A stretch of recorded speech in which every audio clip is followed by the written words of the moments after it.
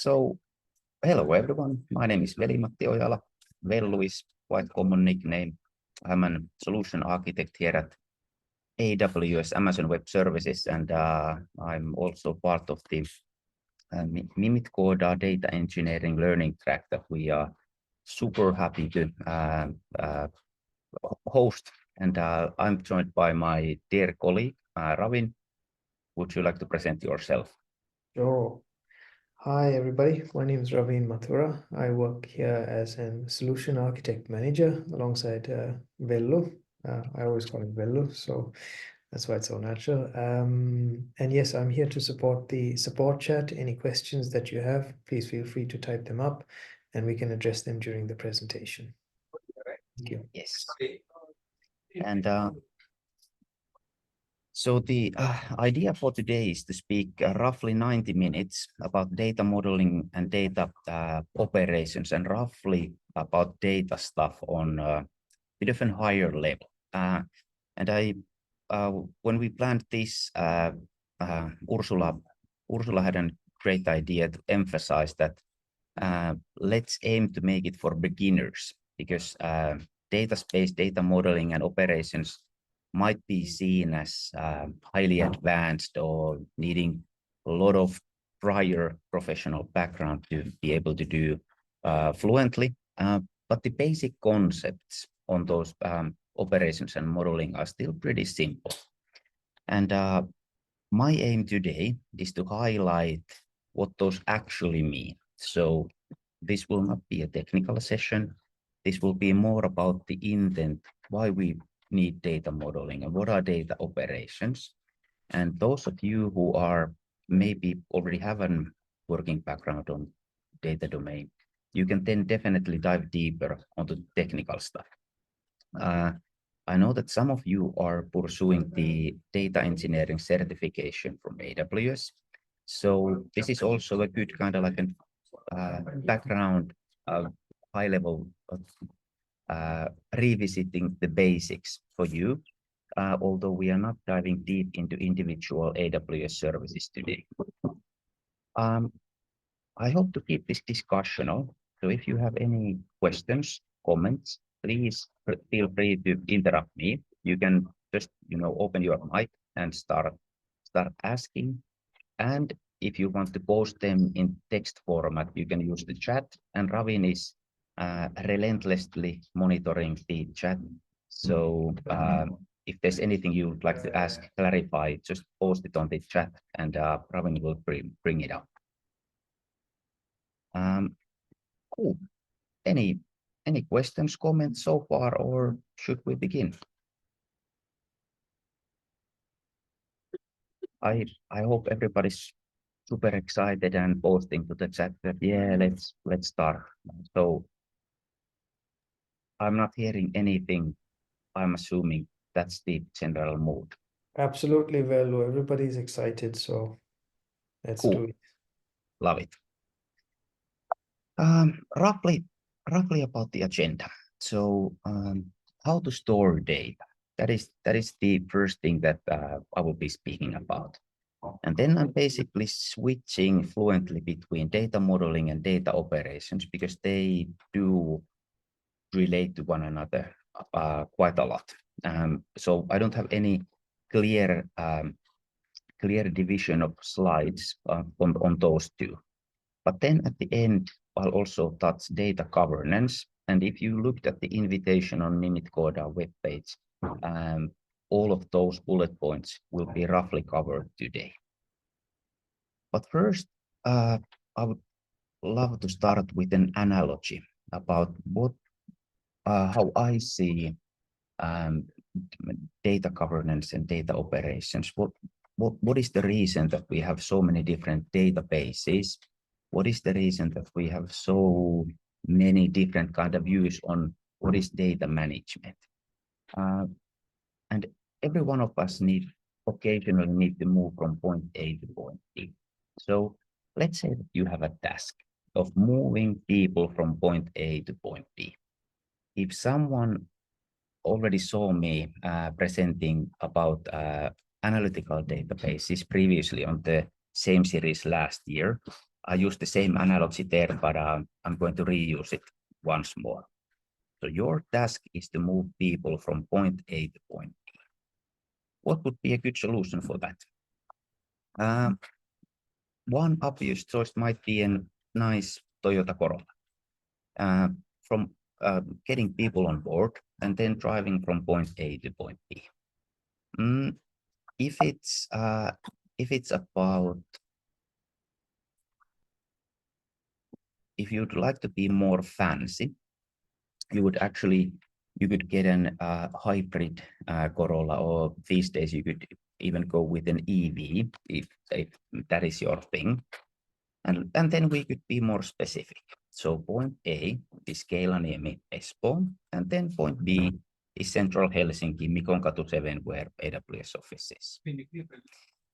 But if the point A and point B are the same, Keilaniemi, central railway station, but there will be 10,000 departures per day. The same technical solution, owning a hybrid Corolla, just simply doesn't cut it.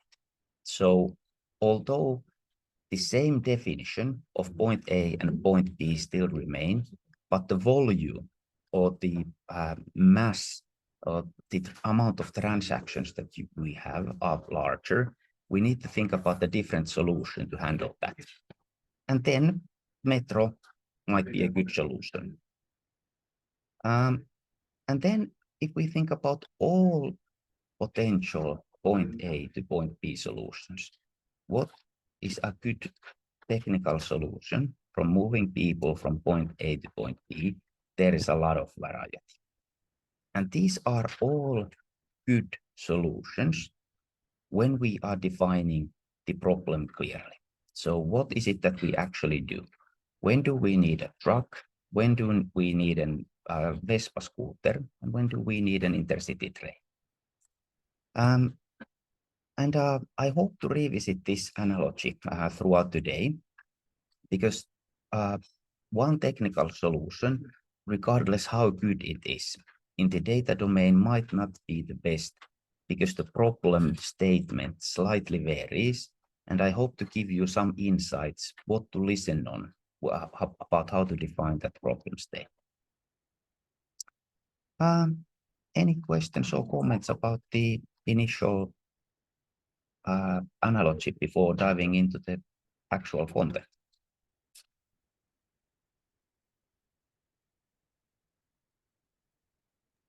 Cool. Ravin, you were about to say something, or? I was just about to say that somebody posted on the chat, that's a perfect analogy. Thank you. Love it. Thank you. If I forget to revisit this thought throughout the day, please remind me, because I want to tie the entire presentation to this analogy. And then speaking about software. So point A, point B in software domain.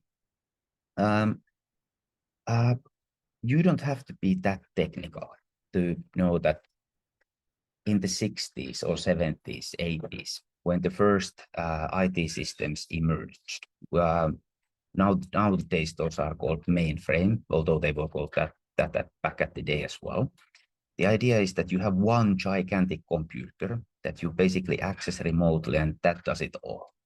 So the golden era of IBM is basically in the mainframe. We have a lot of mainframe systems still running, but highly crucial, highly operational core banking IT systems as an example. But then due to personal computers, PCs, the emergence of laptops, mobiles, more client-server architecture started to arise. And of that, the three-tier architecture, where you have the user interface, think about your mobile, where you see what buttons you can click. Someone needs to design that, and someone needs to code the interface so that you have the buttons. And then the second tier in the three-tier architecture is the backend. So when you click a button, some code snippet or logic receives the click and then does something. And what we are interested about today is the bottom tier about the free tier architecture, the database. So when I'm enrolling for a new mobile application, I click a button, then something logical happens somewhere in AWS cloud, and then my data that I inserted is stored in a database. Basically, very, very typical setup to have a three-tier architecture. And of that slightly more modern version is to have microservices. So instead of having huge chunks of logic on your three-tier architecture, you can split it up into smaller pieces. And that also applies to database level, so that we can use multiple different databases for multiple different jobs. Point A to point B, to make that as optimal as possible for the problem statement. And microservices, where you can have multiple different data thingies, is the basic notion for today. And then if we think about the modern application requirements as well.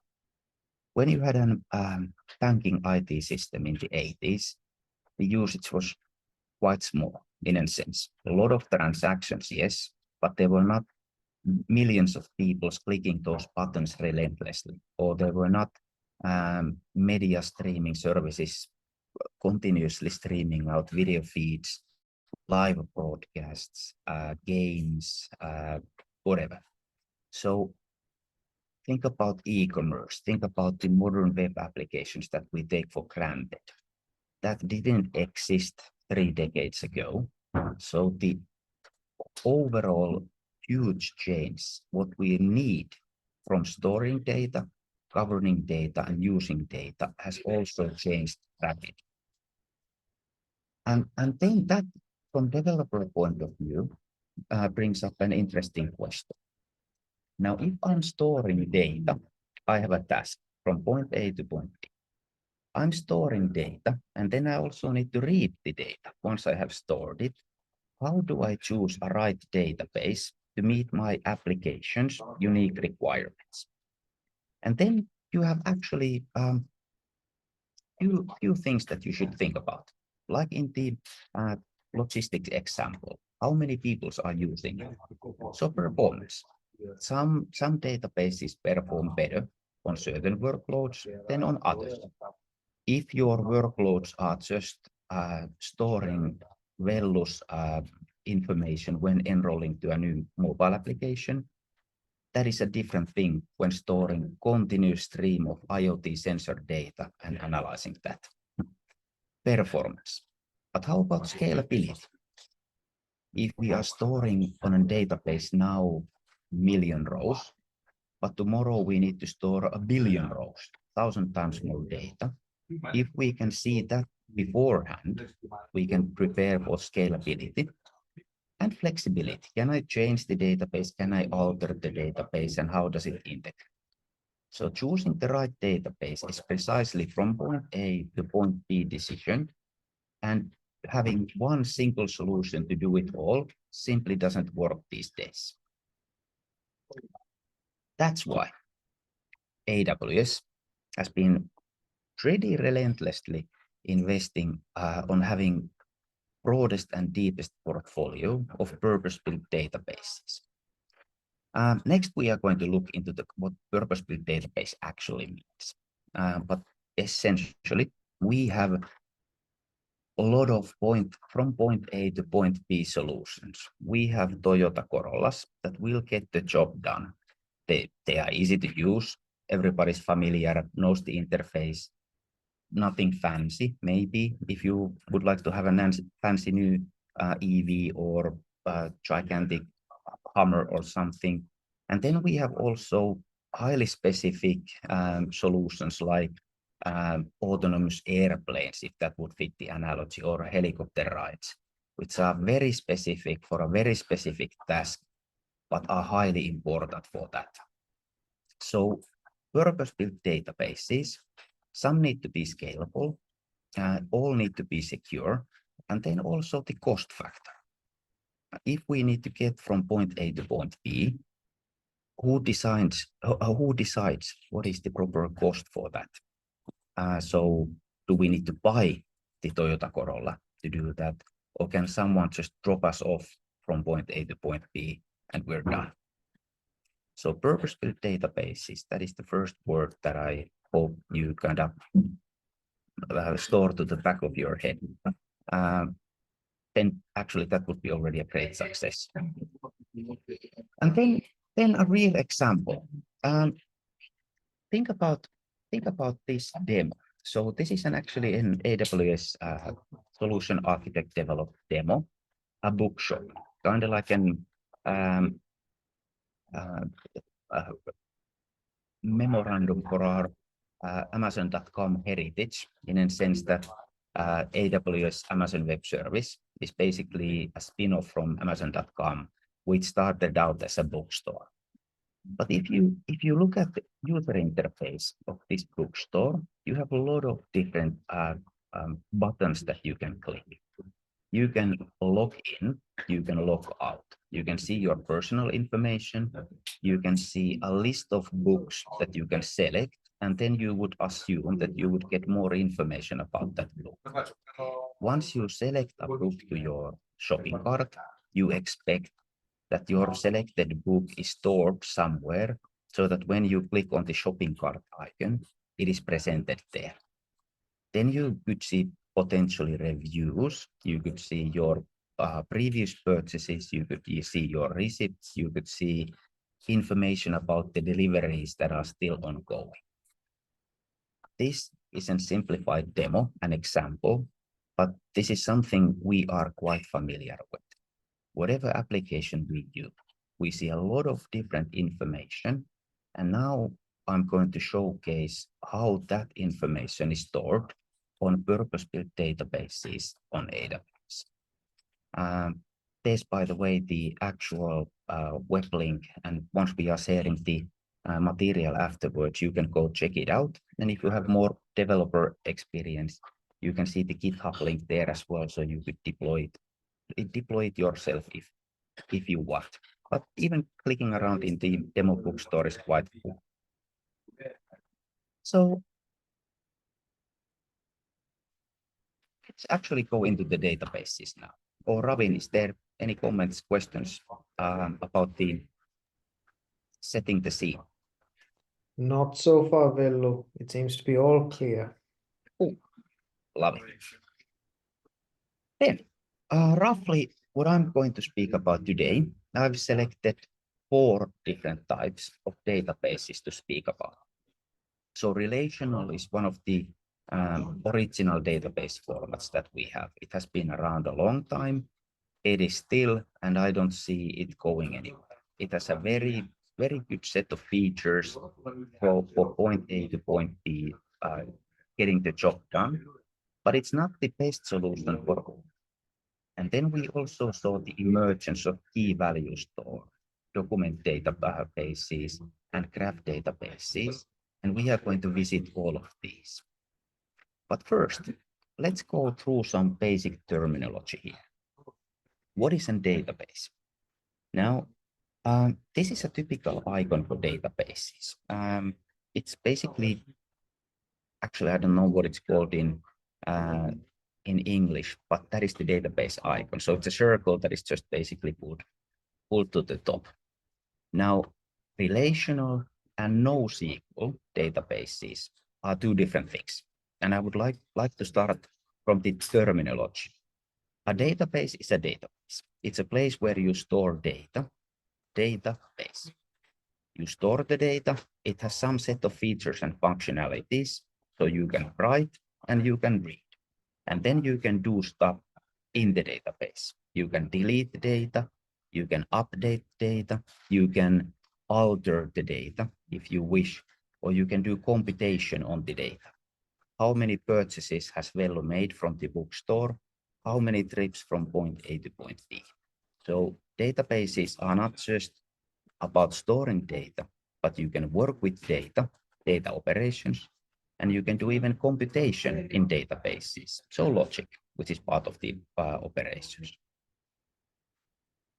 Database and database in NoSQL, key value document, and relational. But then there's some differences already.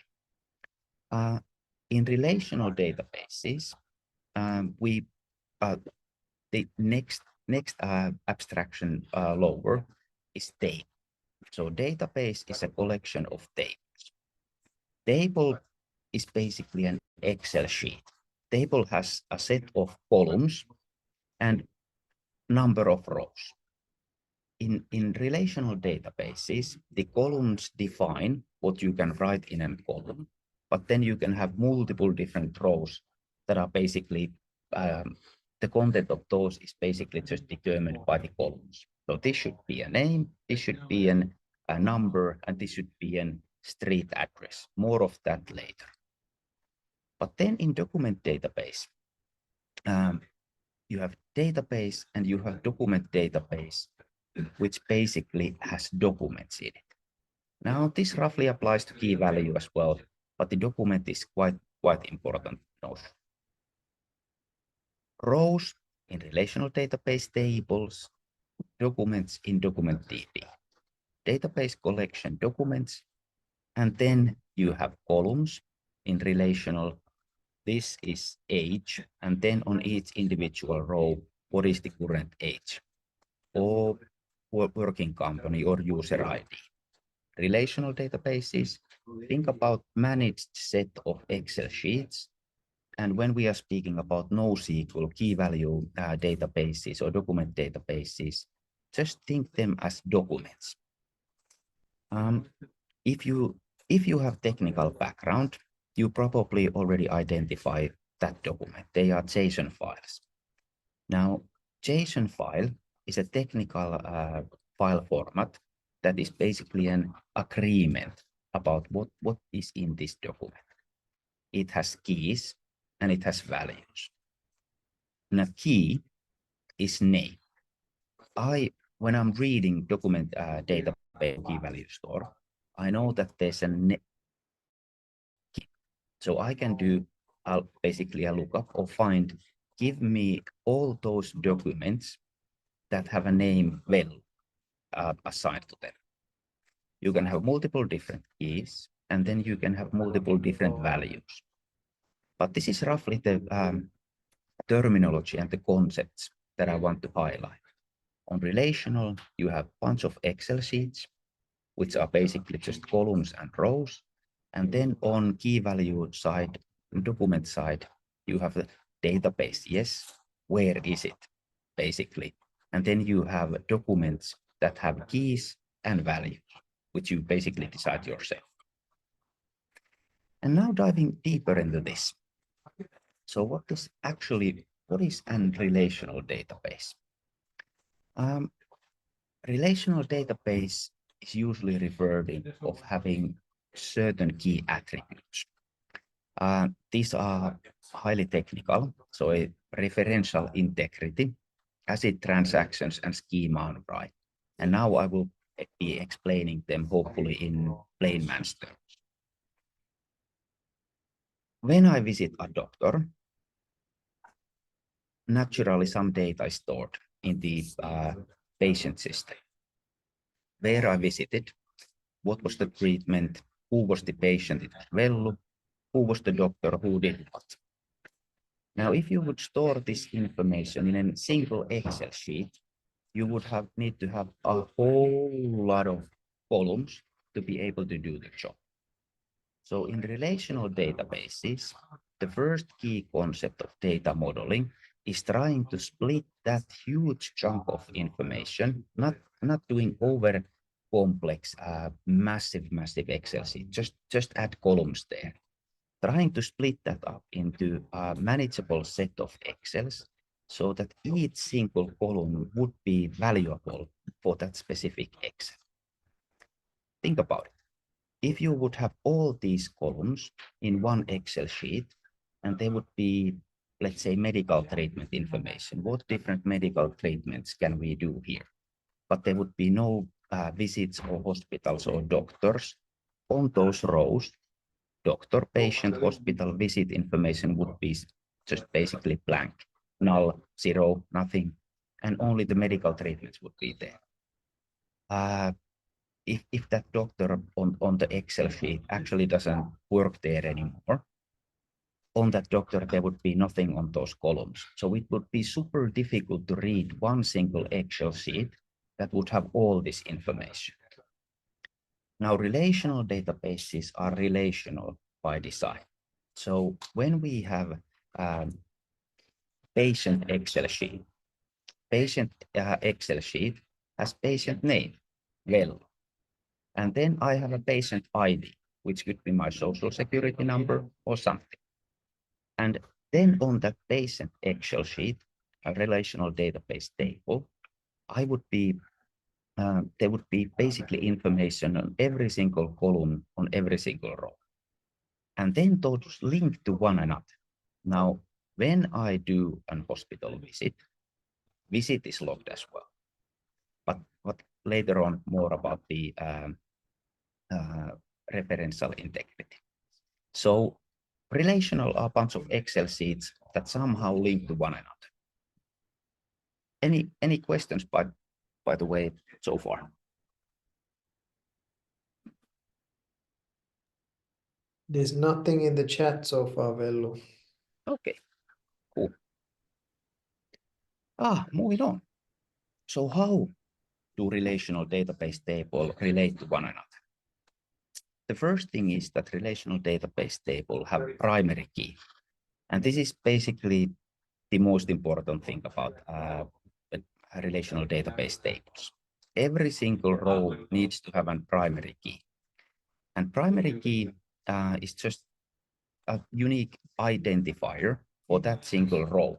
So you could think it as a social security number. I am a patient. My patient ID could be my social security number. I'm pretty confident that no one else has it. I know that there are some hugely rare Excel outliers about that, but it is unique. That's how I'm always identified. My social security number there. In reality, it's actually more technical. It is not used in that way. So you have something less obvious for the primary key. But then when every single relational database table have a primary key, they also have foreign keys. And this is what makes them actually link to one another. So when I, as a patient, do a hospital visit, my patient ID is used, my social security number is used as a foreign key in the visit table. My patient ID, which is the unique identifier in my patient table, the Excel sheet, the first column that is used there, is also used in the visit table. But also in the visit table, we have the hospital ID, treatment ID, we might have the doctor ID, and that's how we reference one among those tables. So Vellu visited this hospital, and this was the treatment that he got, and then this is the visit ID that we gave.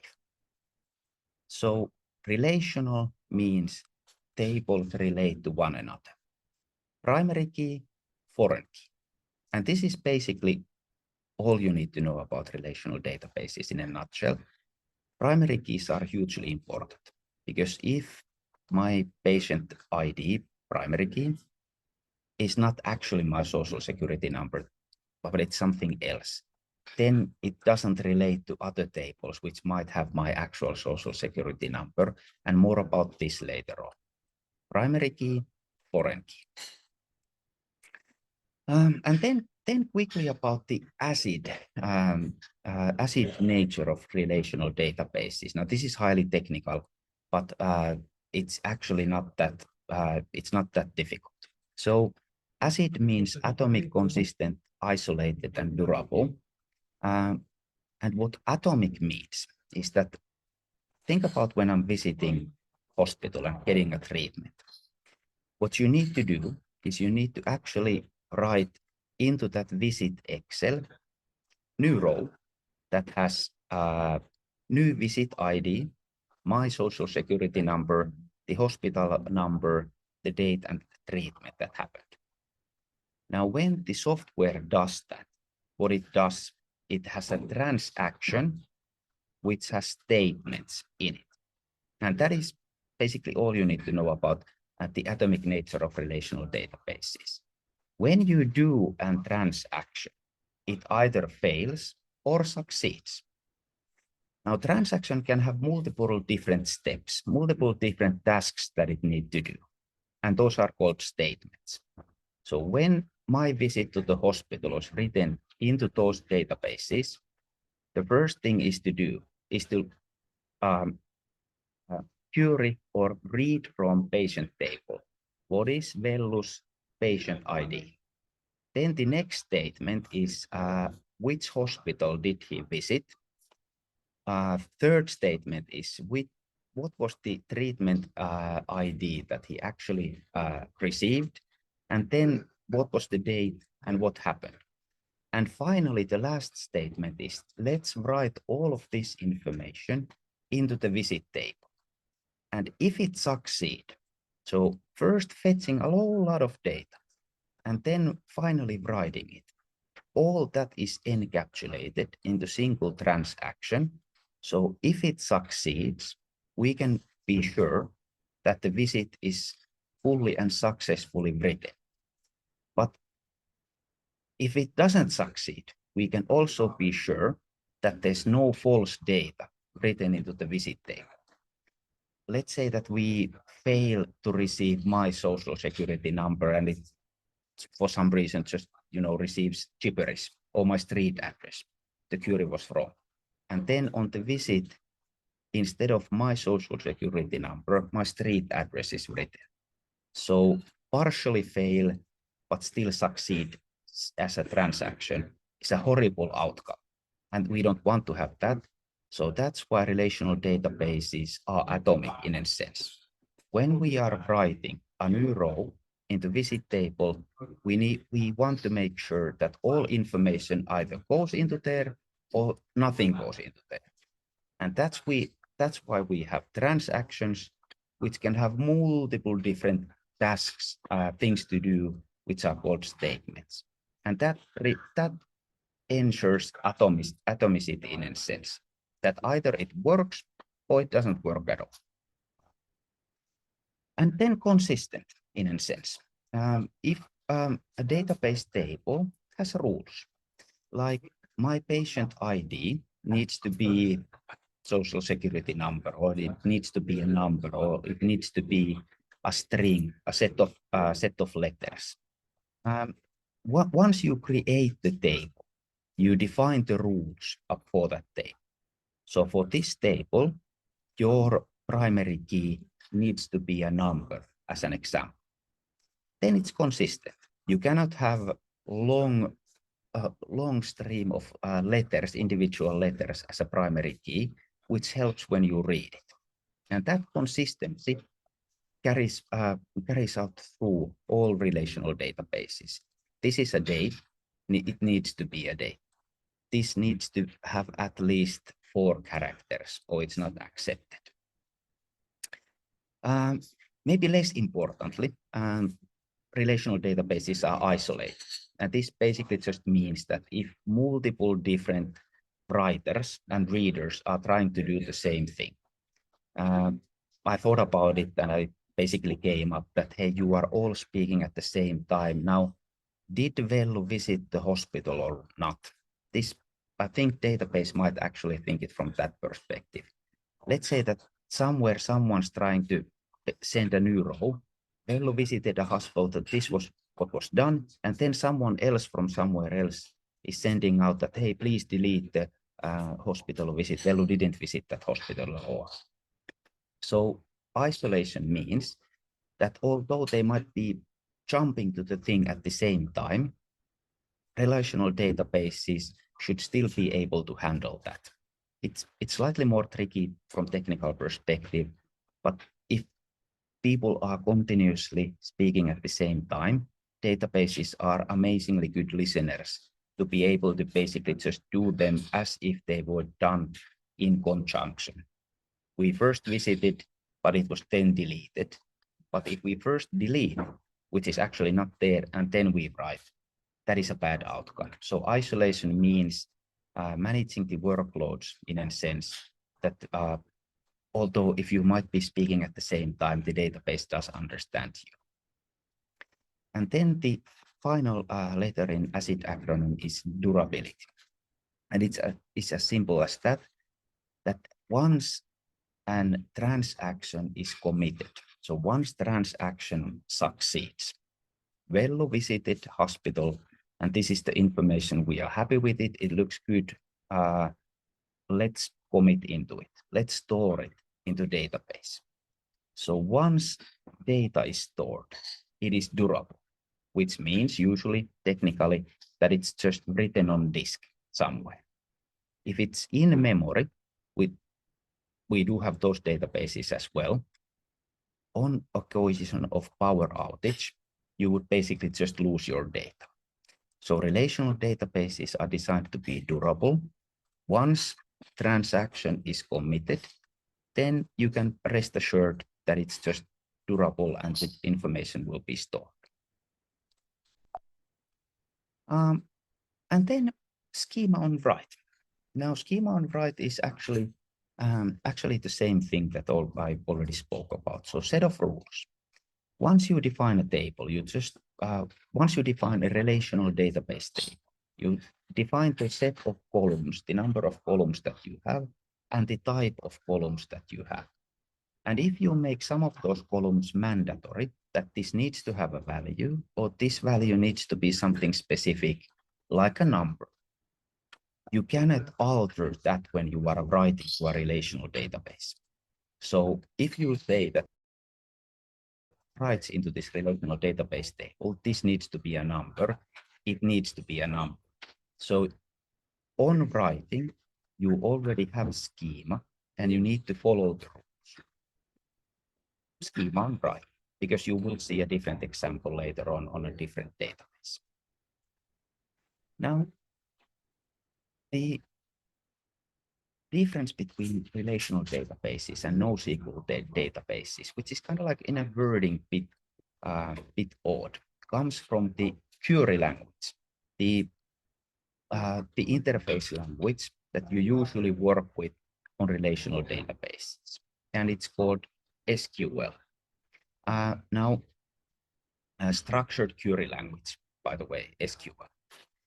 Now, what that means is that with SQL, you can make queries.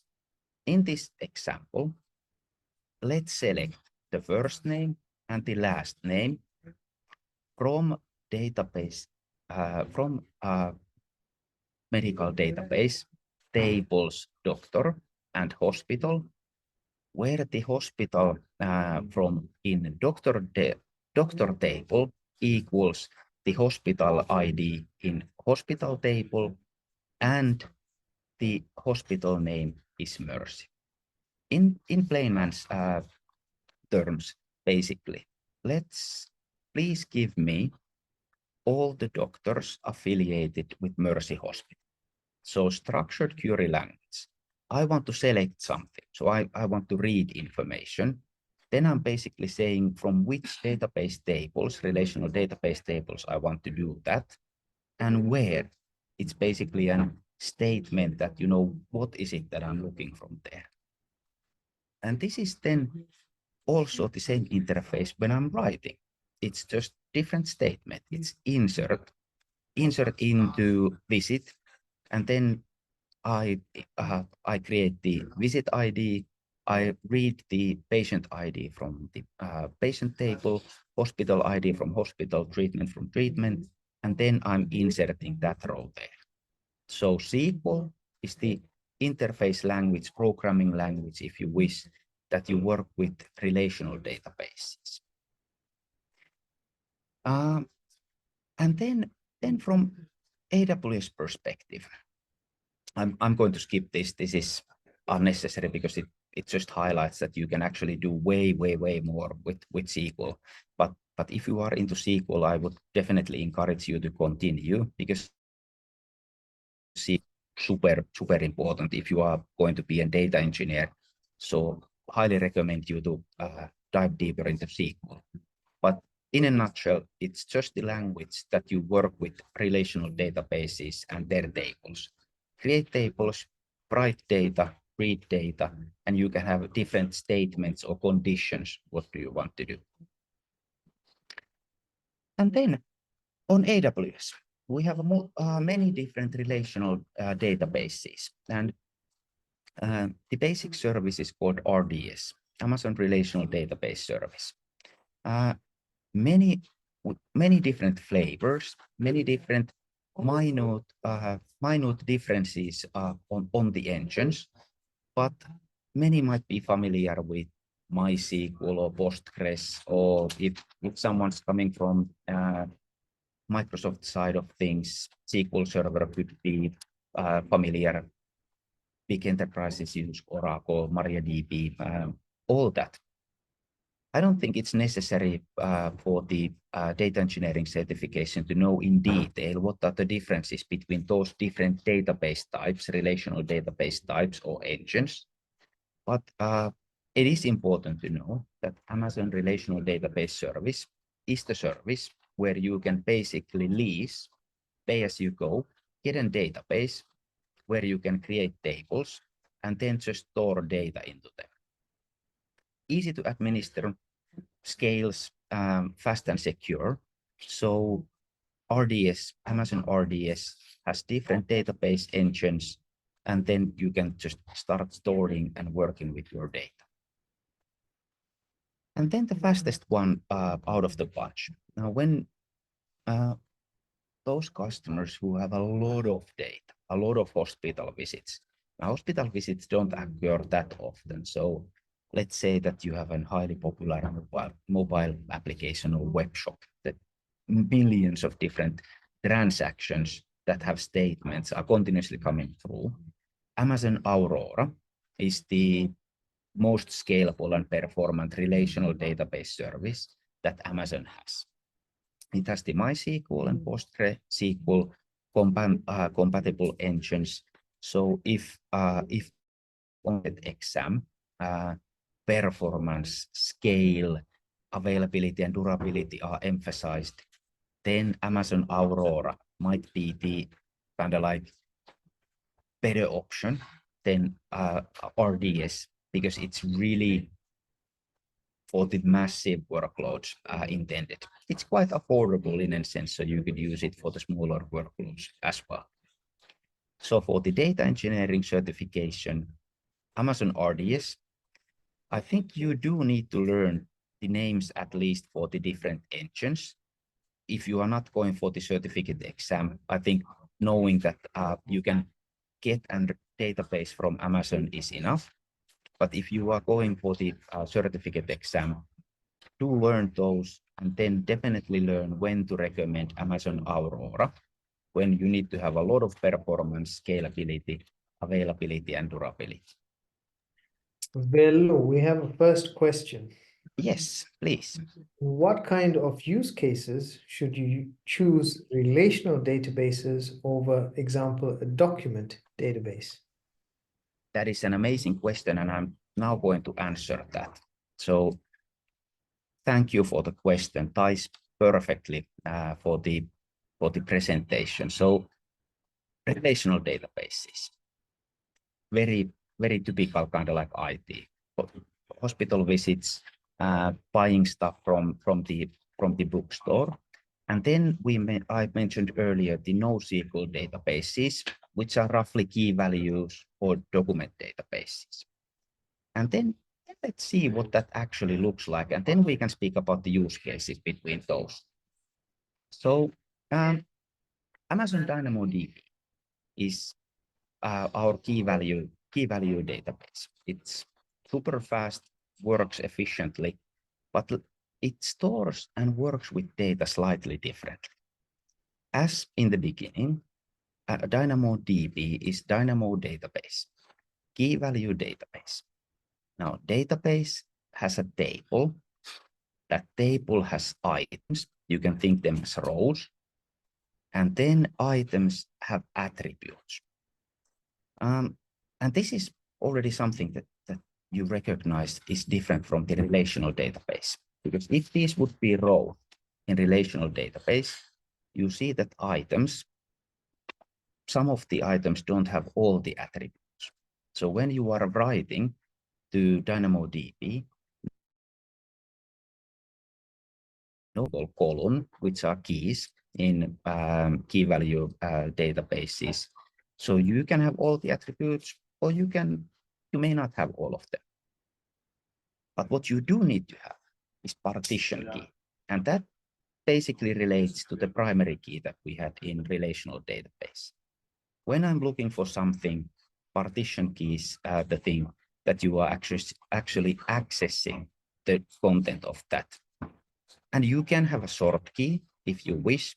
Basically helps on query performance, but it's not mandatory. And then you can have all sorts of different attributes that you can use to basically do operations on the key values. But an actual concrete key value example. Let's think about a mobile gaming application. I'm Hammer 57, or I'm Fluffy Duffy there, but in this example, it's actually Hammer 57 that we are using. On our mobile game, we are interested about rank, status, and what weapons I've been using.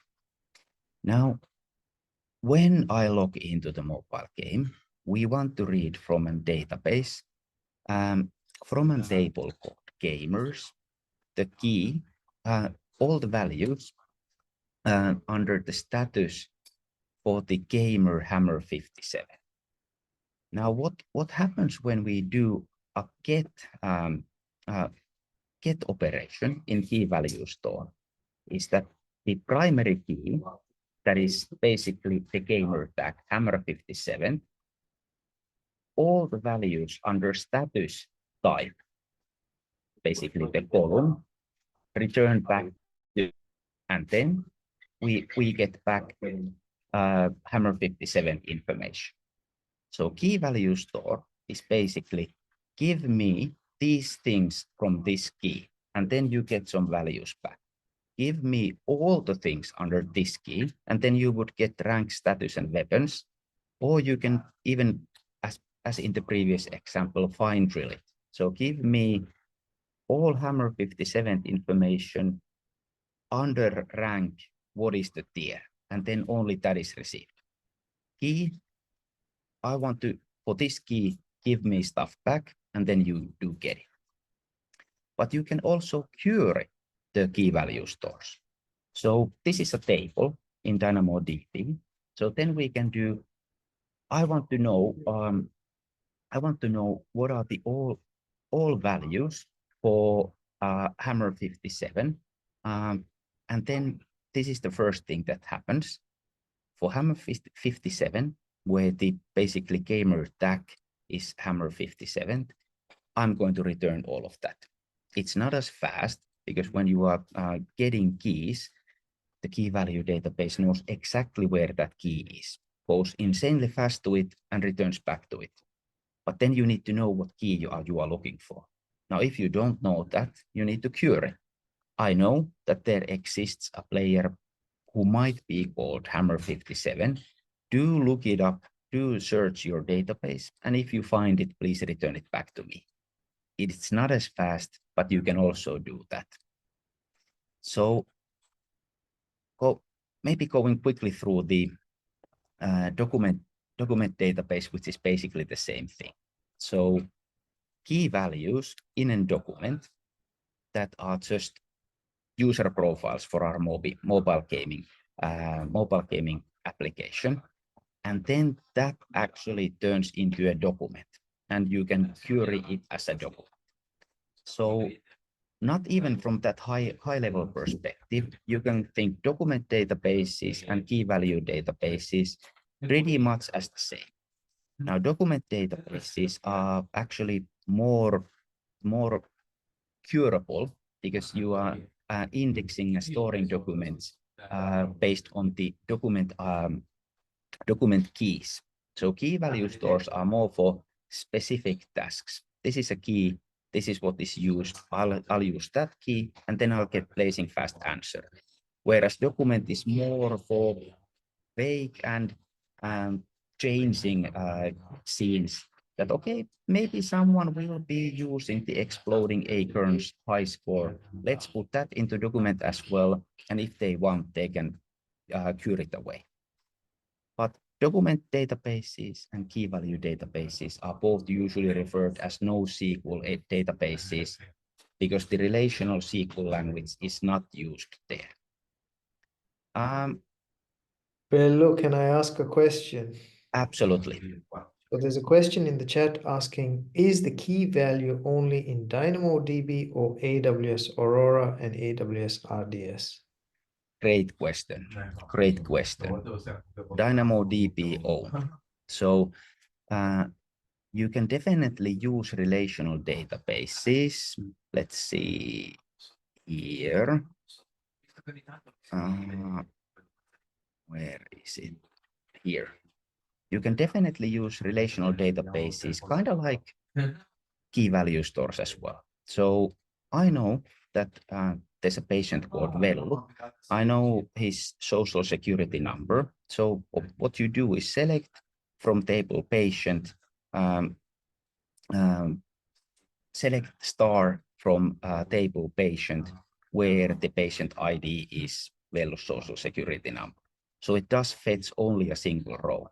You can do that, but it's not the design principle of relational databases because they are more, there's more use cases that you can do and more things that you can do with the query language, where in key value stores, you need to design how you are going to use this table.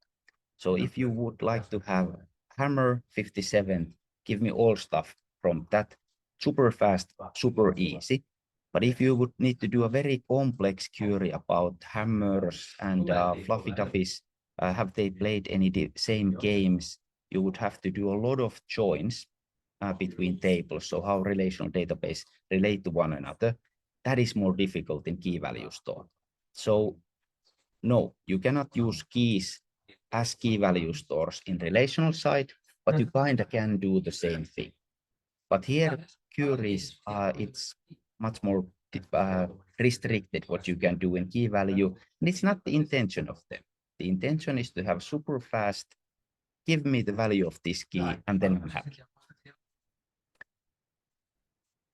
Did that explain the difference of those?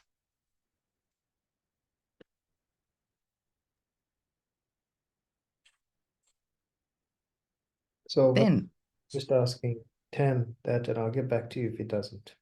But thank you. Cool.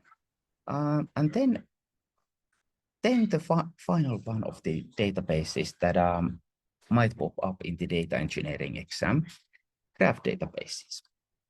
Now these are kind of like still an emerging technology. So widely used, yes, but not kind of like a household name yet across the tech industry. But about graph databases, what you basically need to do, you basically need to know is that they are a graph. Now, a graph is, we have graphs all around us, but it's just something that we might not even consider to be a graph. So it's easy to don't actually discover it. But let's say that we have a graph, we have products, we are selling products, sporting goods, and then we have a sport. So bill, bought, and product purchased, and then follows a sport. Amit and Kevin also purchased the same product, and then Kevin follows the same sport, and Amit knows Kevin. And this is something that can be quite easily stored in relational database as well. Bill, and then what sports does Bill like? Yes, quite easy to do. But the main difference in graph databases is if we are storing social linkage information, then people are the vertices, can have multiple edges. So I can like a product, I can like multiple products, I can follow multiple sports. I can know multiple different people. And then when Sarah starts to follow a different sport, all we need to do is add a new vertex called Sarah, and then a new edge. Sarah follows sports. And then customers who also follow that same sport is instantly curable. So, okay, we know Sarah, she follows that sport. What are different people who follow the same sport, actually, what have they bought from our store? Then we can do a graph database query, and then we can identify a friend or kind of like the same geo region or wherever that might be about that. And all we need to do is add vertex, add edge, and instantly they are linked to one another because it's a graph. And then if Mary, a new vertex called Mary, is added here, a human being, and Amit knows Mary, so does Kevin and Mary know one another? We can also query that, identify if they might be a common friends. Amit knows Kevin, and Amit also knows Mary. We can write a query in graph database. The query language is a bit more complex. And we can ask that, hey, is there actually a potential that they might actually know one another? Same can be done in relational databases. So naturally, we can update a row of Mary, who are Mary's friends. Yes. But in graph databases, what is actually beautiful in simplicity is that we can, by just adding vertices and edges, Mary knows these people. You don't have to worry about anyone else's relational database table or their row that does Amit know Mary. Mary knows Amit, and then there's instantly a linkage between them. So graph databases are highly suitable for workloads that are in graph nature if you identify them. And Amazon Neptune is the fast, reliable, and highly scalable service from Amazon portfolio for graph databases. So RDS and Aurora for relational databases, DynamoDB for key values, Amazon DocumentDB for document databases, and Amazon Neptune for graph databases. That is all the technical stuff I have from different databases. So if you know that there's relational and then there's this key value, NoSQL document kind of thingies, and there might be a DynamoDB there, and then there's a graph database thing, I think that we are actually succeeding here already.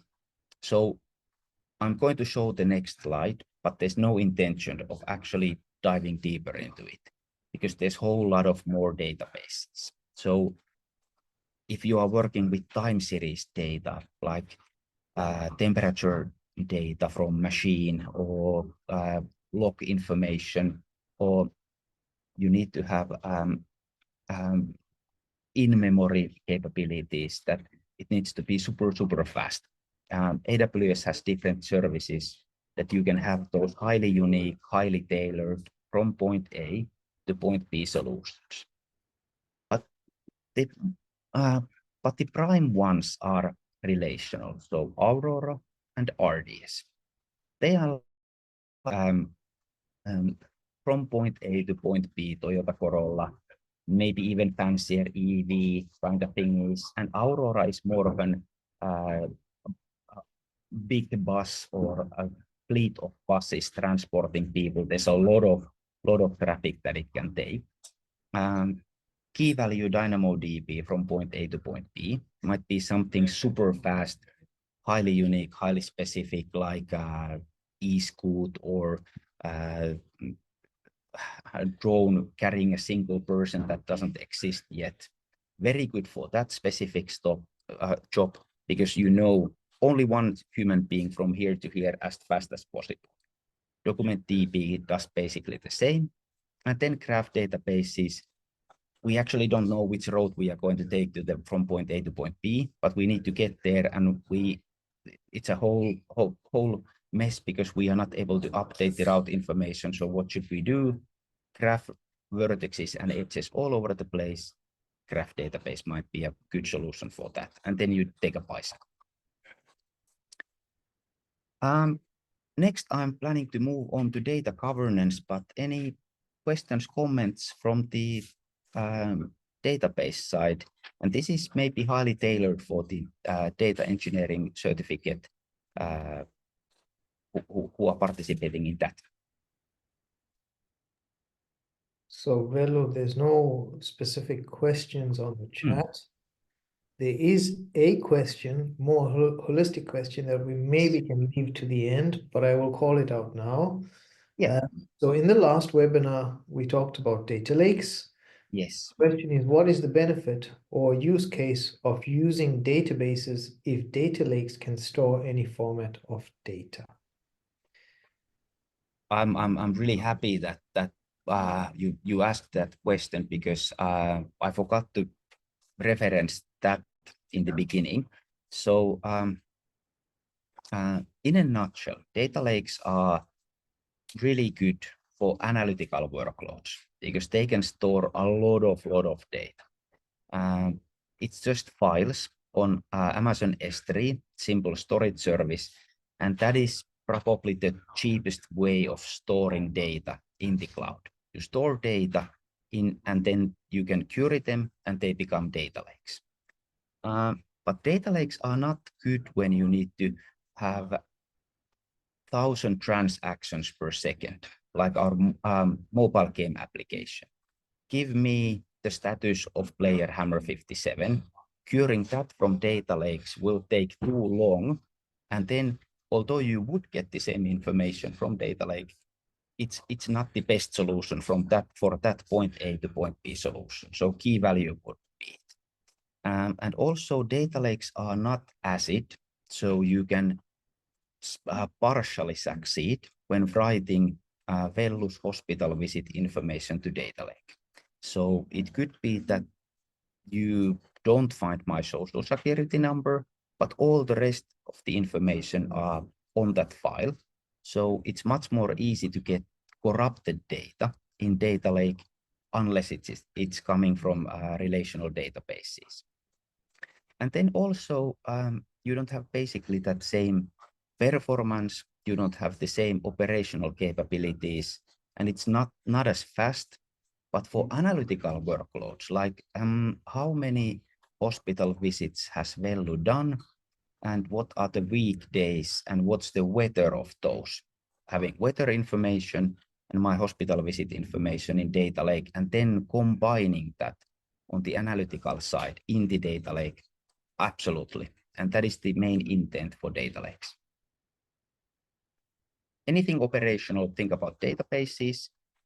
Then you need to think about the point A to point B thing. Are you looking for speed? Are you looking for consistency?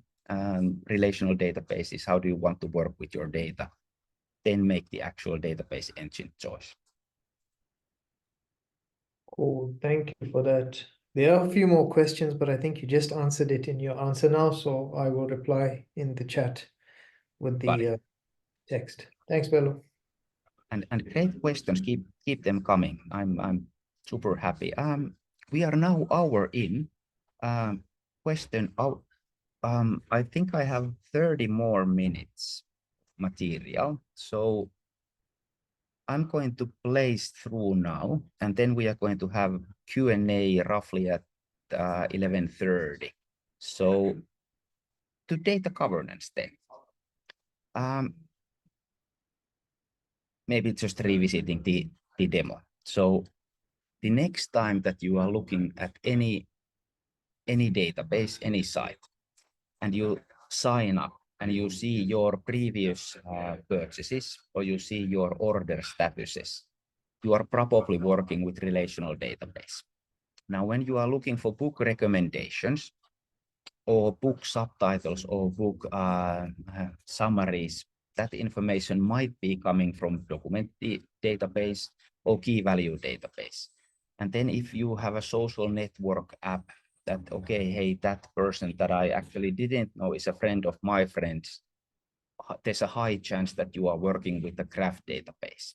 So maybe kind of like it's not an homework, you don't need to return it to me, but kind of small as a playful assignment in a sense that next time that you are looking any application, any website, do a bit of a thought processing that where in which database this information might be stored in, because it could be also in the data lakes. That was the previous great question.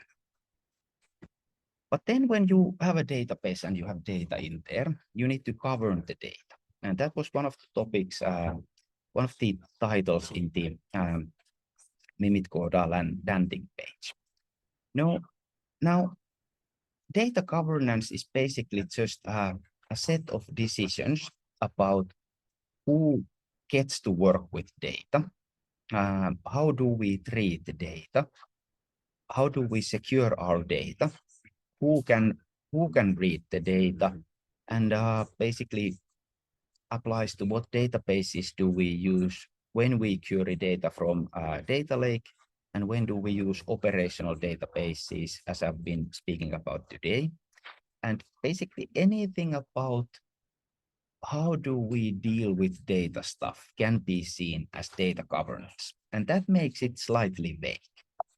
But if we drill down a bit, it's a tricky topic because people who have been working with data or data topics for quite a while already, they might have their own perception about data governance. So when I'm picking few of them that I want to highlight to you, if I'm leaving something important out that you feel that should have been mentioned, it's on me. I didn't select a good one. So governance to me is basically ensuring that people who need to use data, access it, and share it have the right to do so, and they have right data in place. Crucially, data governance is about keeping your data safe and secure. So if your data is publicly available, it's not encrypted, it's probably not a good thing for your organization or for you. So data governance is all about keeping data safe and secure, and then technical stuff happens, like networking, access control, encryption, different firewalls and all that. But data governance is also about auditing and controlling. So if I have a database, I want to know who has access to it. It cannot be that suddenly someone has access and starts to delete stuff. So, and if someone does something in my database, I want to have a trace of it. And that is called audit. Now, all actions can be basically audited. They are logged. So there's a trace, Vellu deleted Vellu's record from table called patient. Now then, if someone doesn't find the row that they are looking for, data governance ensures that we can trace back who did what and why, and were I allowed to delete my own record from there. And AWS naturally acknowledges this data governance and some of the challenges that the data governance does bring along. So it's about protecting, it's about understanding and curating your data. And then diving into a few of those. Data lifecycle. Now, data lifecycle is a super important, super interesting and important topic, because if we think about our mobile game example previously, the first get operation was that give me Hammer 57's status on that game and please do it as fast as possible. Now status is naturally something that we display on the mobile game screen. I'm now at the halfway of this course. It needs to be fast. It needs to be there instantly, both when reading and writing. But then when time passes on and we actually, Gamer 57 hasn't been playing our game for 3 years, or actually the game is not even on the market anymore after 7 years, or if the game has been completely deleted from the Android and iPhone shops, how important is that data still? So data can be super important, and someone might refer it as hot, warm, cold. I have a different terminology here. It can be super important, we need it super fast. It's kind of important, we need it, yes, but it doesn't need to be that fast. And then it could be something like, yeah, it's I don't know, let's have that data still around. It could be that I'm going to query it later on, so let's not delete it. And then at the end of the life cycle, it will be deleted. And I basically just chose 2 different frameworks to portray the different aspects of data lifecycle. Now, the first one actually relates to the data lake question, because data lakes are usually the foundational layer for modern analytics. If we have the patient system, which has a relational database, and we also have a customer system, it's a private hospital, so you know how many orders of medical treatment I have installed, and how about my payments? They probably are in 2 different systems. So the medical system and then some sort of a customer system or account system or payment system. And when those generate data, Vellu visited hospital, Vellu made a payment here, and Vellu purchased something from the web shop that we have. Generation of data is the first thing. Someone does data. And then if we are going to use it for analytical purposes, the second step is collection. So how do we get that data from those operational databases into the data lake? And that was the topic that was previously discussed earlier on the previous webinar. Collecting it, then processing it, linking data from the customer system and the medical system. Vellu has had these treatments, and these are the payments that he has made, and these are the services that he has purchased. Processing it, and then still storing it. Now, this is the customer profile of Vellus on the quite irrelevant medical example, now that there's money involved here, but please bear along with the analogy still. Once stored, you need to manage it. Yeah. By managing who has access to analyze it, visualize, and then comes interpretations. So operational data stores somehow move data to data lakes. It could be that some process fetches the data or they push themselves. That is technical. Generation, collection, processing, storage, management, analysis, visualization, interpretation. So more from the analytical, data-driven data literacy, and I want to find insights from data perspective. And then the one that I already referred earlier is more technical. So the first step is creation, then it's stored, it's used, it's archived, and then it's destroyed. Mobile games, Hammer 57, data is stored in DynamoDB. It's used while Hammer is playing or while the game is active. And when the game is actually started to be deprecated or the player leaves, then the data might be archived for data lake, as an example. And when it's absolutely certain that that data is never, ever needed again, for compliance reasons, Hammer says that please destroy my data. Or actually the gaming company goes bankrupt and they have some legal obligation to destroy data. It is destroyed. From creation to destruction, that is also a life cycle of data. 2 different views. Operational data systems creating data, and then making it available for analysis, and then the technical life cycle of data. Data is created, and finally it's destroyed. Could be that now the storage is so cheap that the archival might be a very long solution for it. And so that is the data lifecycle aspect of data governance. But then we have something between the curation of understanding of the data limits, data catalog. Now, that is something I did want to pick up because one of the services that you will definitely see a lot of questions in the data engineering exam is AWS Glue. Now, as you already heard in the previous webinar, Glue is basically a collection of multiple different services. You can run your code, Python Spark code with Glue. You can use it as an integration service.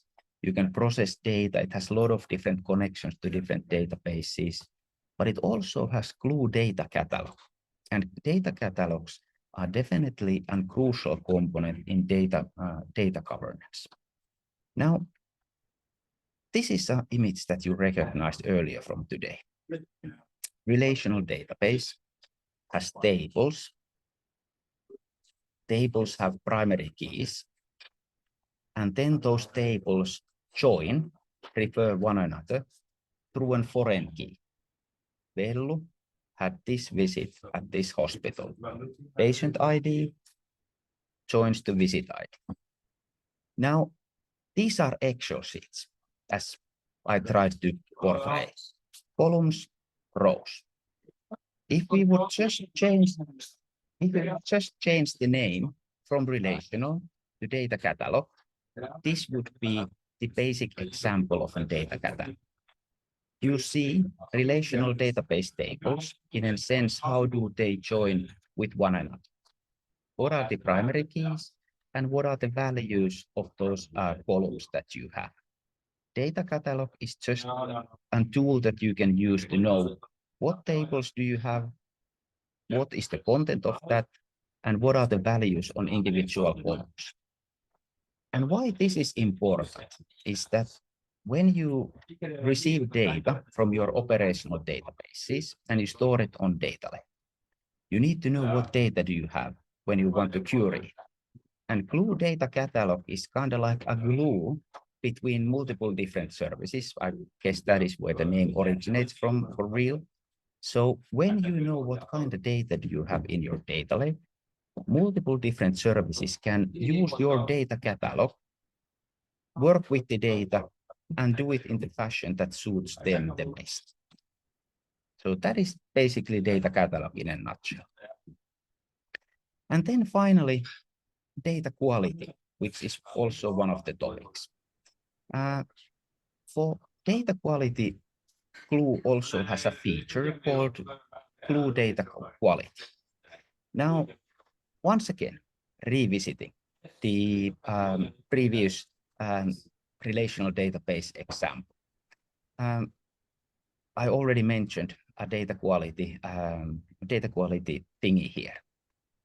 If we use Vellu's social security number as patient ID, a uniquely identified, no one else has it, we can make sure that it actually ties to Vellu social security number as primary key.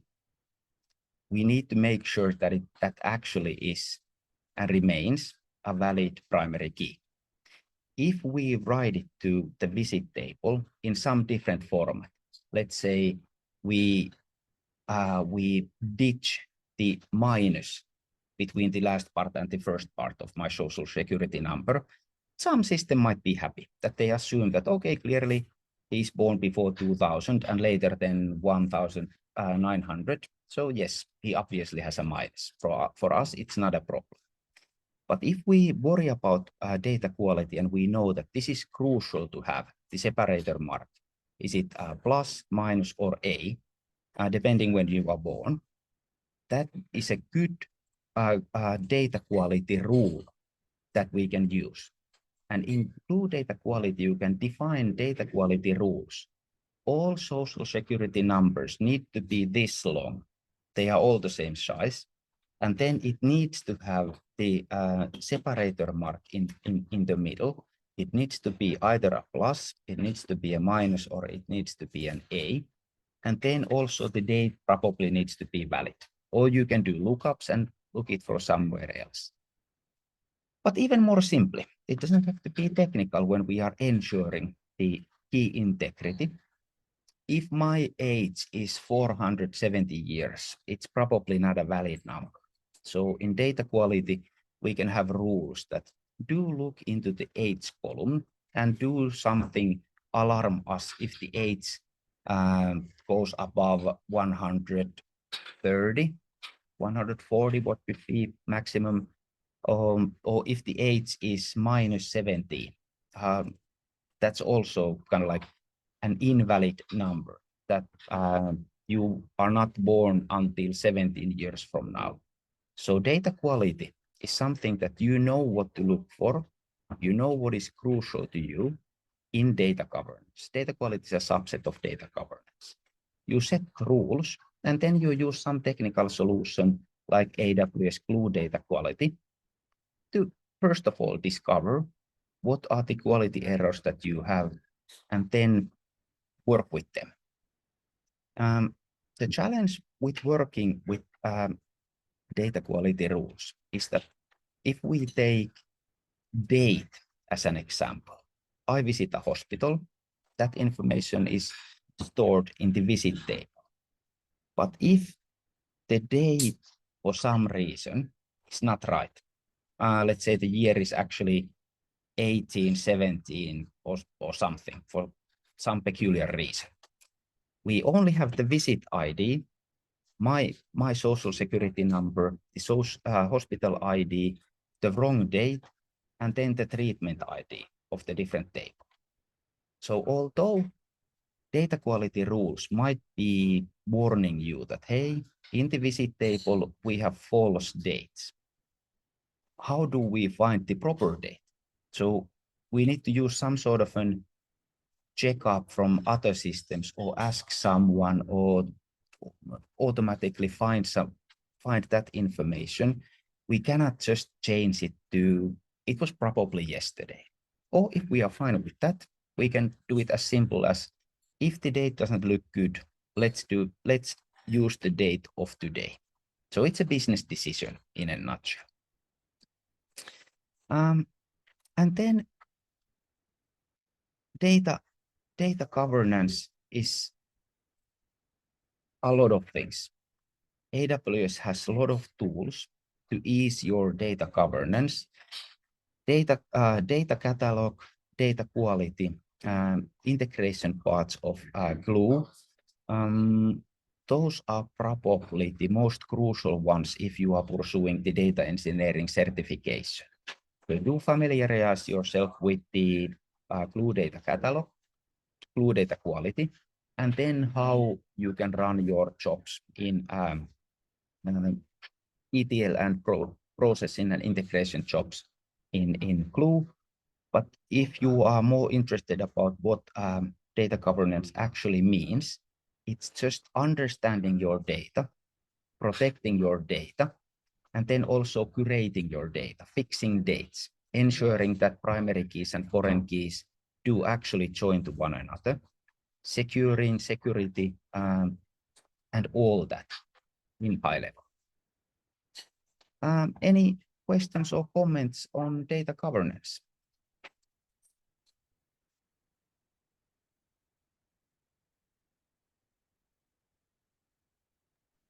Nothing from the chat side, Velu.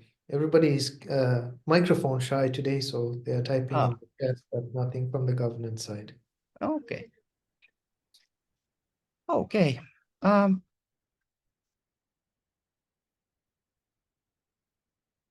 Because then I'm actually wrapping it up. So from point A to point B, when we are speaking about relational databases, should I go with relational database, or should I go with key value database? Should I go with DynamoDB? Yes, you can absolutely make it highly complex in a sense, but it doesn't really have to be, because the fundamental argument on that decision is that it depends.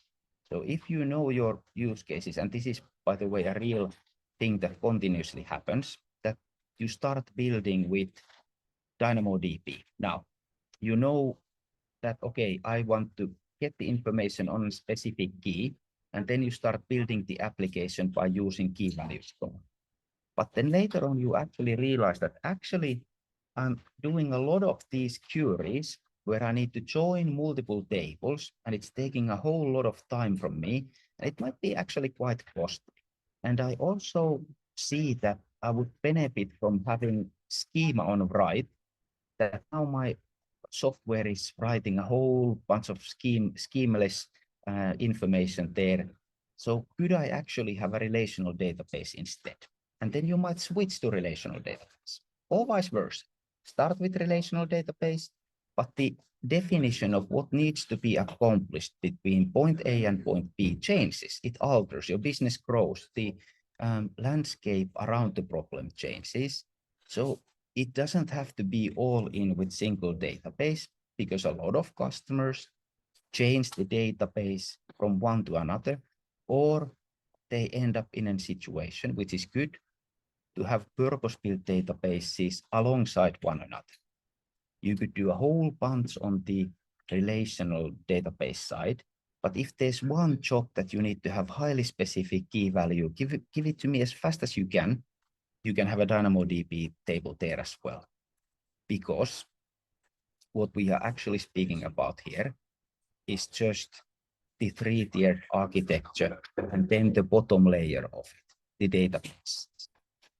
When we are dealing with microservices, or the 3-tier and microservices are pretty much the same thing. There's not a huge difference there. But if you want to add a database, for Vellu's mobile game that's related to medical data, we want to have that mobile game working as fast as possible. We could have the relational databases, but that mobile game thingy, that's pretty, I don't know what that would be, in DynamoDB. So you can have multiple different databases if need be. And that's why kind of be also merciful for yourself, that most likely the database that you are choosing today, unless that workload remains the exact same throughout its lifetime, be a better solution that you can complement your existing database with, or you can look even changing it on gaining cost savings or reliability or scalability. And that is okay, because not all technical solutions are good.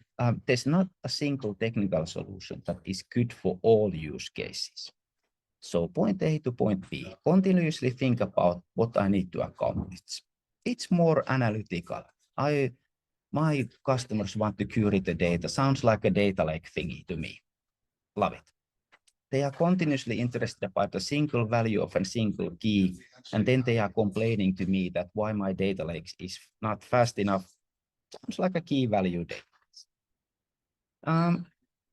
And then that is all from us. Questions, comments?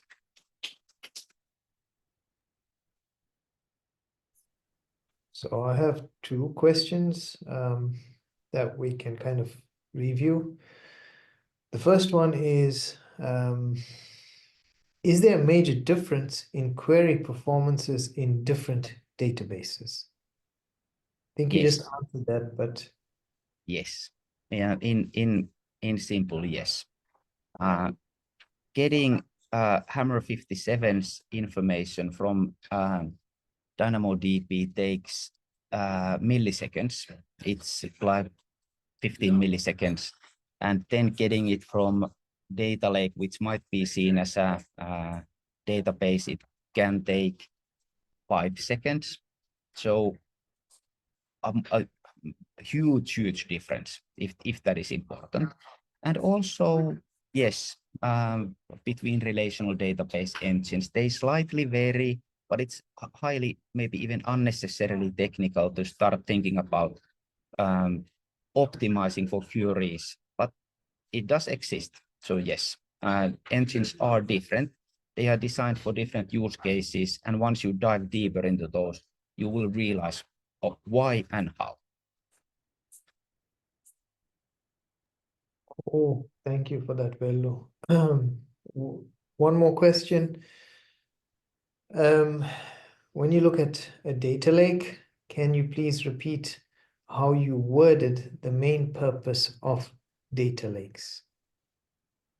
Yes, yeah, so I'm guessing that this is the slide that we are referring. So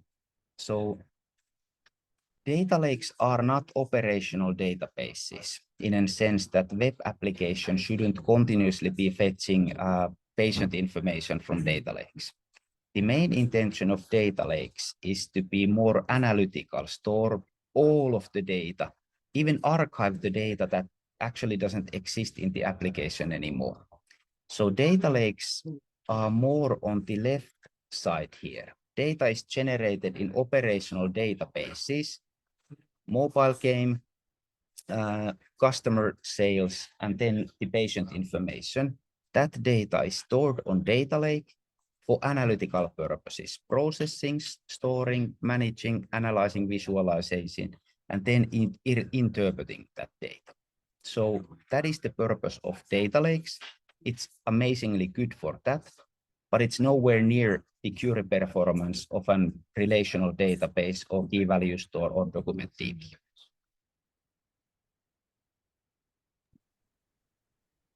Cool. Thanks for that, Vello. And I typed out something similar in the chat. So we align there. Apart from that, there's one more question more about where can we find more information about databases or different databases on AWS. So I will post the link in the chat. Couple of comments from the presentation. Thank you for the very nice presentation. Especially the NoSQL information was new and valuable to me. There's a question here I missed. I am still a bit confused about AWS Aurora and AWS RDS. Could you please briefly explain the difference? Yes. So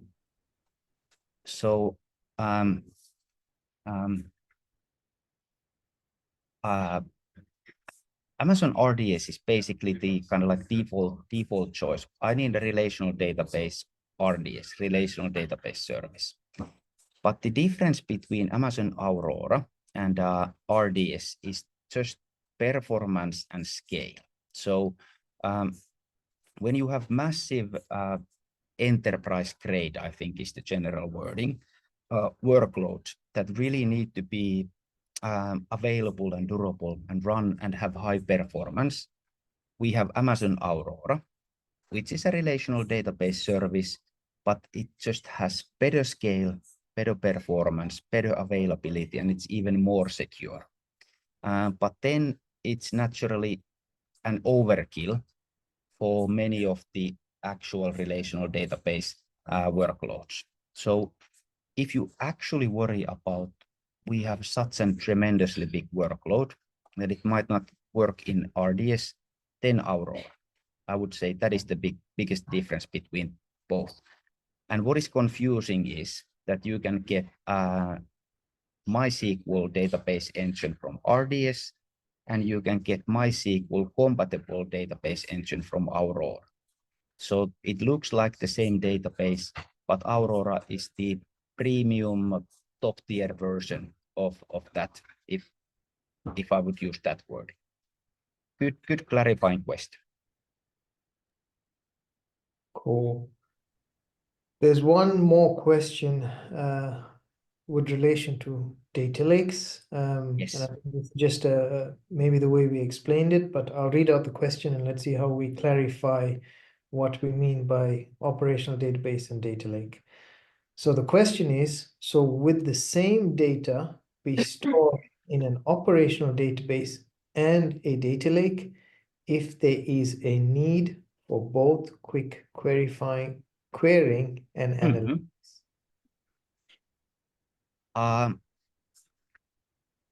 So data lakes actually don't generate any data themselves. There's always some data is generated usually outside of data lakes.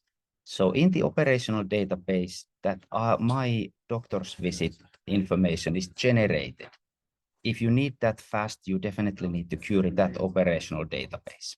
But then it's offloaded, stored on the data lake somehow, and it might take minutes, or it might be a daily load. So in midnight, all new visits are stored on data lake. So by design, data lakes are not the fastest way of getting the data. It is the operational databases or the APIs that are, or the interfaces that are on top of them. But if you want to have all history about all the visits, about all customers, you are probably not worrying about milliseconds then, and then data lake is a good option.